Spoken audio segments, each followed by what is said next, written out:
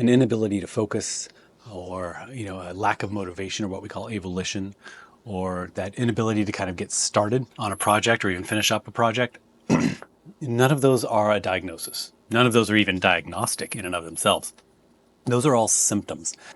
And because we have a weird kind of messed up gaggle of synapses in our brains that is kind of like a big junk drawer, any different thing inside that junk drawer could be preventing that drawer from opening, right? So while ADHD is a popular diagnosis and you get fun drugs for it, it may not be the thing that's causing those symptoms in you. Anxiety can cause them, depression can cause them, PTSD can cause them, a whole bunch of different things can cause them. And oftentimes, you can start somebody on medications for ADHD because they come in with some of those symptoms.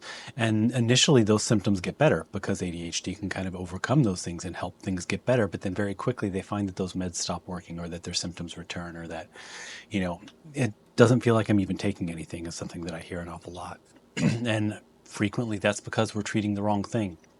It's because those symptoms are due, at least in part, to a different diagnosis that is not treatable with ADHD medications, and that oftentimes takes a lot more work to get better.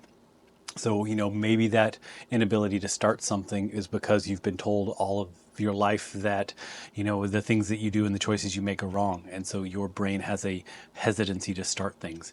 Maybe that inability to focus is because you're so anxious about all of the things going on around you that you can't focus because everything in your life is a bear.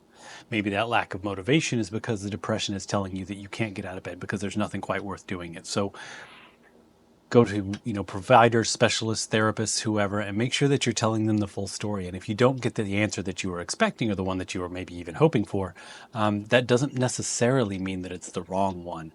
Sometimes the roads to get us better about things are hard, but at the end of the day, that makes life easier if you have a proper diagnosis and proper treatment.